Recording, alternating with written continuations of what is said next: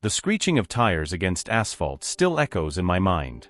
It's funny how time seems to stretch like elastic in moments like these, when your life hangs by a thread.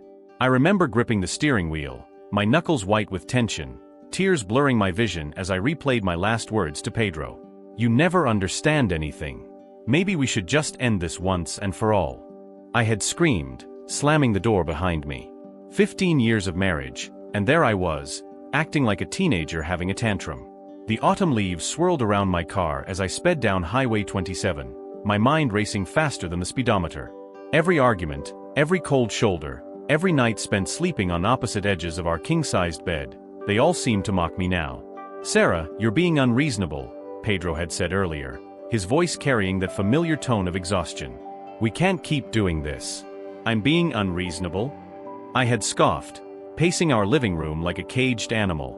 "You're the one who forgot our anniversary dinner. Again. I told you, the hospital had an emergency.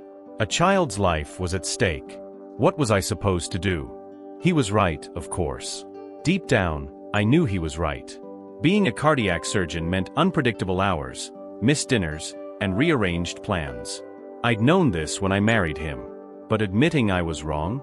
That would mean surrendering, showing weakness. And Sarah Martinez never showed weakness. The memory of his defeated expression haunted me as I drove. 15 years of love, laughter, and shared dreams, all crumbling because of my stubborn pride. Our wedding photo still hung in our hallway, a reminder of happier times. Pedro's eyes sparkled in that picture, his smile genuine and full of hope. When was the last time I'd seen him smile like that? The radio played softly in the background, some melancholic song about lost love. How fitting. I reached to change the station, and that's when I saw it, a massive 18-wheeler swerving violently across the median. Time didn't just slow down, it crystallized into perfect clarity. I could see the driver's panicked face, the way the sunlight glinted off the truck's chrome grille, the coffee cup falling from my cup holder. They say your life flashes before your eyes in moments like these.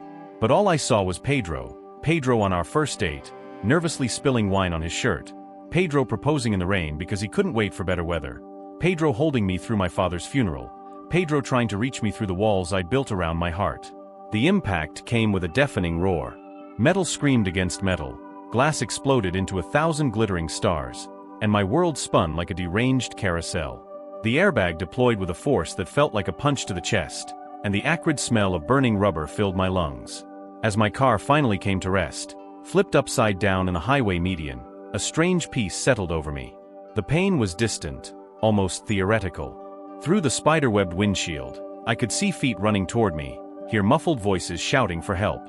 But all I could think about was Pedro, and how our last moment together had been filled with anger and pride. "I'm sorry," I whispered to no one, tasting copper in my mouth. "I'm so sorry."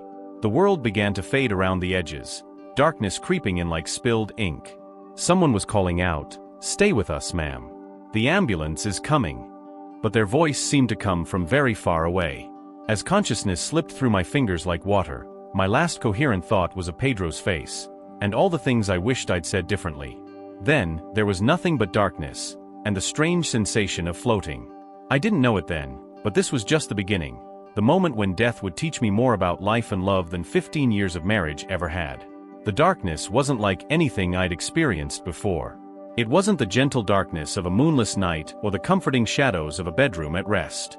This was a living thing, thick as tar, pressing against my consciousness with malevolent intent.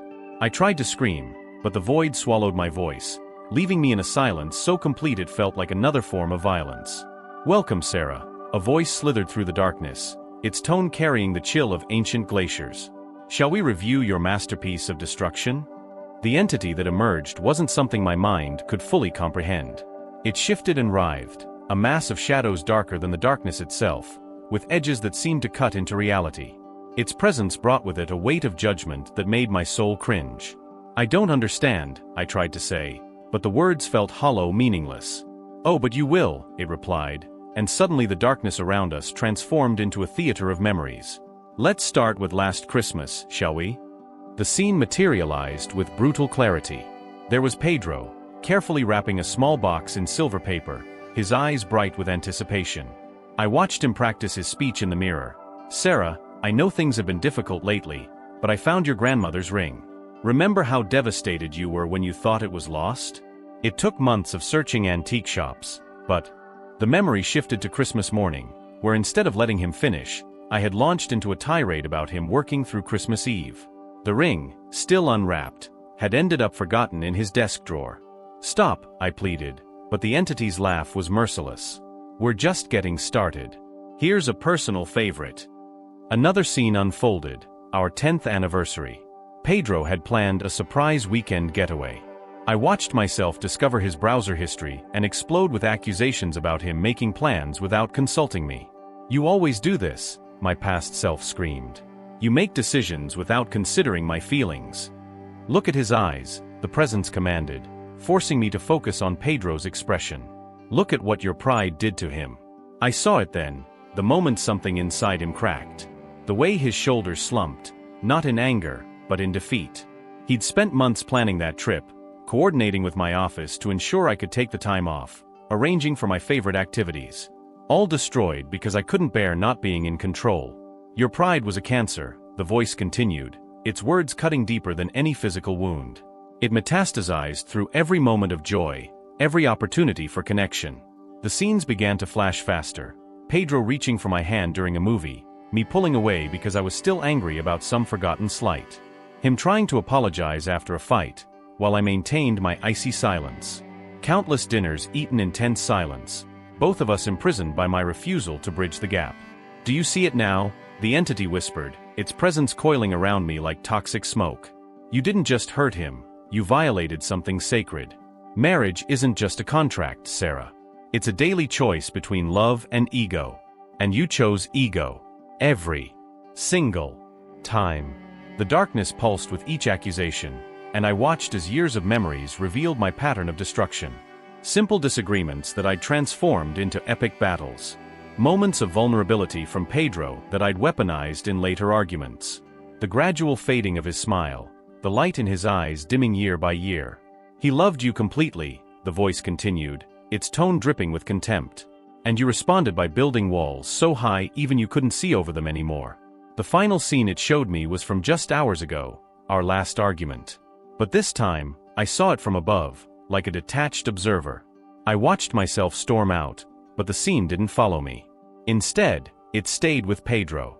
I watched as he sank into our couch, head in his hands, shoulders shaking with silent sobs. 15 years, he whispered to the empty room. I don't know how to reach her anymore. I don't know if I want to keep trying. The darkness seemed to take pleasure in my anguish as I witnessed this private moment of despair. This is your legacy, Sarah, it hissed. This is what your pride has wrought. Was it worth it? Was being right worth watching love die by your own hand? I wanted to turn away, to hide from these truths, but the entity held me there, forced me to witness the consequences of every prideful choice, every moment I'd chosen to be right instead of kind. The weight of it all was crushing, suffocating, and somewhere in the distance, I could hear hospital monitors beeping with increasing urgency. Just when the weight of my sins threatened to crush my very essence, a warm golden light pierced through the suffocating darkness. It started as a pinprick, like the first star appearing in an evening sky, then expanded with the gentleness of a sunrise. The malevolent presence recoiled, its grip on my consciousness loosening. That's enough, a familiar voice said, filled with the kind of authority that comes from love rather than power. She understands. The voice struck a chord deep within my soul. It carried the scent of freshly baked cookies and Sunday afternoons spent learning to knit. Grandma Rose. I whispered, hardly daring to hope. The light coalesced into a form that radiated pure love. Though not exactly as I remembered her, her essence was unmistakable. The same warm smile that had always made me feel safe, the gentle eyes that had seen straight through my childhood fibs. My dear Sarah, she said, her presence dissolving the last tendrils of darkness. You've wandered so far from your heart's truth. Tears that weren't quite physical rolled down my spiritual cheeks. I've made such a mess of everything, Grandma. Sure, she soothed, enveloping me in what felt like a warm embrace. Let me show you something different. The space around us transformed, but unlike the harsh revelations of the dark entity, these images floated in like gentle butterflies. I saw Pedro and me on our first date, both of us young and full of dreams. Do you remember what you felt in this moment? Grandma Rose asked. Freedom, I answered without hesitation. With him, I felt free to be myself. And when did that change? She prompted gently. When did you start building your fortress? New scenes appeared. The first time Pedro had disappointed me, a forgotten dinner date during his residency. I watched my younger self begin to construct the first brick in what would become my wall of pride. I was afraid, I realized, the truth finally breaking through years of defensive layers. Afraid of being hurt, of being vulnerable. Love requires vulnerability, Grandma Rose explained, her voice carrying the wisdom of ages. Marriage isn't about protecting yourself, it's about creating a safe space where both souls can dance freely. She waved her hand, and I saw Pedro and me in our early years, literally dancing in our tiny first apartment, laughing as we bumped into the second-hand furniture. This was your natural state, she said. Joy, trust, partnership. But he hurt me sometimes, I protested weakly. Did he? She challenged gently. Or did life simply happen, and you chose to interpret every disappointment as a personal attack? More scenes unfolded, Pedro missing events due to emergency surgeries, but then spending his few free hours making it up to me. Me responding to his efforts with cold shoulders and cutting remarks. You turned your marriage into a courtroom, Grandma Rose observed, with you as judge, jury, and executioner. But marriage is meant to be a garden, my dear. Sometimes flowers die, yes, but with proper care and patience, new ones always bloom. She showed me moments I'd forgotten. Pedro leaving little love notes in my coffee cup, his quiet dedication in caring for me when I had the flu, the way he still looked at me with love even after my harshest words. Your pride, she continued, has been like a frost on this garden. It kills the tender shoots of reconciliation before they can bloom. Every time Pedro extended an olive branch, your ego convinced you accepting it would mean defeat. I didn't want to be weak, I whispered. Oh, my darling girl, Grandma Rose's voice filled with compassion. True strength lies in the courage to be vulnerable. The strongest walls aren't built of stone, but of trust and forgiveness. She guided me through one final scene, Pedro and me on our wedding day, exchanging vows. Listen to the words, she instructed. For better or worse, young Pedro and I recited in unison, in sickness and in health. These weren't just pretty phrases, Grandma Rose said. They were a sacred contract between souls. You promised to face life together, not to prove who's right or wrong. The monitors in the distant hospital room were becoming more insistent now, their beeping a reminder that time was short. You have a choice to make, Sarah, Grandma Rose said, her form beginning to fade. You can continue building walls until you've completely entombed your heart, or you can choose love. Real love. The kind that's brave enough to say I'm sorry, strong enough to be vulnerable, and wise enough to know that being happy together is more important than being right alone. Her light was dimming now, the physical world pulling more insistently at my consciousness. Remember, dear one, her voice echoed as she faded, marriage is a dance of two souls. Stop trying to lead all the time. Sometimes the most beautiful steps are the ones we take together, supporting each other's movements in perfect trust. The warmth of her presence lingered even as darkness began to creep back in. But this time, it was just the ordinary darkness of closed eyes, and somewhere nearby, I could hear Pedro's voice, raw with worry, begging me to wake up. The first sensation was pain, dull, throbbing, and wonderfully real. The second was the warmth of a hand holding mine, a thumb gently stroking my palm in a familiar rhythm. Before I opened my eyes, I knew it was Pedro. Despite everything, he was there. The fluorescent lights of the ICU were harsh after the profound darkness I'd experienced. Machines beeped steadily around me, marking each precious heartbeat. When my vision finally focused, I saw him, unshaven, dark circles under his eyes, wearing the same wrinkled shirt from our argument. He'd been here the whole time. Water, I managed to croak. Pedro immediately reached for the cup with ice chips, his doctor's instincts taking over. Small sips, he instructed softly, his voice hoarse from exhaustion. You've been out for 3 days. As the ice melted on my tongue, memories of my experience flooded back with overwhelming clarity. The darkness, the accusations, Grandma Rose's gentle wisdom, it all felt more real than the hospital room around me. Pedro, I started, tears welling up, I need to tell you. Shoo, he soothed, save your strength. Dr. Matthews will be here soon to check on you. But I couldn't wait. I saw Grandma Rose, I blurted out, watching his expression carefully. She showed me everything. Instead of the skepticism I expected, Pedro's eyes softened with understanding. He pulled his chair closer, still holding my hand. Tell me, he whispered. Before I could continue, Dr. Matthews swept into the room, followed by a small parade of medical staff. "Mrs. Martinez, welcome back to the land of the living. You gave us quite a scare." The next hour was a blur of medical examinations, neurological tests, and clinical questions. I tried to explain my experience to Dr. Matthews, but I saw the way she glanced at my morphine drip. "Common with trauma patients," she noted clinically. "The mind creates vivid narratives to cope with severe stress." "It wasn't a dream," I insisted, looking at Pedro for support. "It was real. I was shown things. About us, about what I've done to our marriage." The nurse exchanged knowing looks with Dr. Matthews. "The medication can cause very realistic hallucinations," she explained patronizingly. "Try not to worry about it." Later, when we were finally alone, Pedro pulled his chair even closer. "Tell me everything," he said simply. And so I did. I told him about the suffocating darkness, about facing every moment I'd chosen pride over love. My voice broke as I described watching him cry alone on our couch after our last fight. "I never knew," I whispered. "I was so caught up in being right, I never saw how much I was hurting you." Pedro's eyes glistened with tears. "I've always believed there's more to life than what we can explain medically," he said quietly. "Sometimes, in the operating room, I feel something. A presence. Especially when I'm losing a patient and they come back." The following days were a strange dance of physical healing and emotional excavation. Physical therapy was grueling, learning to walk again, rebuilding strength in my damaged body. But the real work happened in the quiet moments between exercises, when the weight of my revelations would hit me anew. "Remember our first apartment?" I asked Pedro one evening, as he helped me with my walking exercises down the hospital corridor. "How we used to dance in the kitchen." He smiled, supporting my weight as I took another shaky step. To that old radio that only picked up the classical station. "I miss that," I admitted, tears threatening again. "I miss us.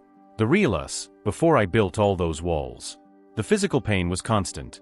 Broken ribs screamed with each breath, my healing leg throbbed, and the surgical incisions pulled with every movement. But it was nothing compared to the ache in my soul as I remembered Grandma Rose's words about the garden of marriage I'd let frost over. One night, unable to sleep despite the pain medication, I watched Pedro dozing uncomfortably in the hospital chair. He'd barely left my side, working his shifts at the hospital and returning to spend every free moment with me. The old me would have taken this devotion for granted, might even have found ways to criticize him for not doing more. Now, each small act of kindness felt like a miracle I didn't deserve. "I don't know how to fix this," I whispered to his sleeping form. "I don't know if I can undo years of damage." As if in answer, Grandma Rose's words echoed in my memory. "Marriage is a dance of two souls." Looking at Pedro's exhausted face, I realized the dance couldn't restart with grand gestures or dramatic declarations. It would begin with small steps, a wall taken down brick by brick, a garden replanted seed by seed. The monitors beeped softly in the darkness, marking time like a metronome. Somewhere in the hospital, other dramas were unfolding, other lives hanging in the balance. But in that quiet room, watching the rise and fall of Pedro's chest, I made a silent vow to honor what my journey to the other side had taught me. The road to healing would be long, but for the first time in years, I was ready to walk it, not ahead or behind, but beside the man who had never given up on our dance. 6 months after staring into the abyss, I stand in our kitchen, watching Pedro make his morning coffee. Such a simple moment, yet it brings tears to my eyes. The morning light streams through the window, creating a halo around him that reminds me of that other light, the one that showed me the truth about love. "You're staring again," he says with a gentle smile, sliding a cup of coffee toward me. "Just grateful," I reply, fighting the old urge to deflect with sarcasm. "This is one of our new rituals, morning coffee and honest words. No walls, no masks. The journey hasn't been easy. Pride is a stubborn companion, always whispering its toxic suggestions. Just yesterday, we had a moment where the old patterns tried to resurface. Pedro was late for dinner, again. The familiar anger rose up, but this time, I recognized it for what it was. "I'm feeling hurt," I said instead of attacking, using the communication tools our therapist, Dr. Anderson, had taught us. "Can you help me understand what happened?" The look of surprise and relief on Pedro's face was worth every ounce of effort it took to choose vulnerability over vindication. We talked, really talked, about his demanding schedule, my fear of being secondary in his life, and how we could better support each other's needs. You know what I miss most about the old you? Pedro asked during one of our therapy sessions last week. Nothing. Because this version of you, the real you, was always there. She was just hidden behind walls. Dr. Anderson has been instrumental in helping us navigate this transformation. Near-death experiences often serve as powerful catalysts for change, she explained in one session. The key is integrating those insights into daily life. And so we work at it, day by day. The spiritual weight of my experience hasn't diminished. If anything, it's grown stronger with time. Each morning, I remember Grandma Rose's words about marriage being a dance of souls, and I make conscious choices about which steps to take. Sometimes, late at night, I can still feel the oppressive darkness of that first entity, reminding me of how close I came to destroying something precious. But now, instead of letting fear drive me to build more walls, I turn toward Pedro, allow myself to be held, to be vulnerable. I saw your grandmother again in my dreams last night, Pedro told me this morning. She was in our garden, tending to these beautiful roses. She looked at me and said, "Keep dancing." Strange, isn't it? I smiled, remembering how she used those exact words in my experience. Some things defy medical explanation, existing in that sacred space between heaven and earth. The physical scars from my accident are healing well, the limp is barely noticeable now, and the pain has faded to a dull memory. But the spiritual awakening remains sharp and clear. Each day brings new opportunities to choose between pride and love, between walls and bridges. Last week, we danced in our kitchen again, just like in our first apartment. No music played, we just held each other and swayed, two souls remembering how to move as one. In that moment, I felt that warm golden light again, not as a near-death vision, but as a living presence in our renewed love. "I choose you," I whispered to Pedro, echoing the vows we'd spoken 15 years ago, but with a deeper understanding of their meaning. "Every day, I choose you." He held me closer, and I knew he understood. Understood that these weren't just words, but a promise forged in the space between life and death, a commitment to nurture our garden of love with humility, patience, and grace.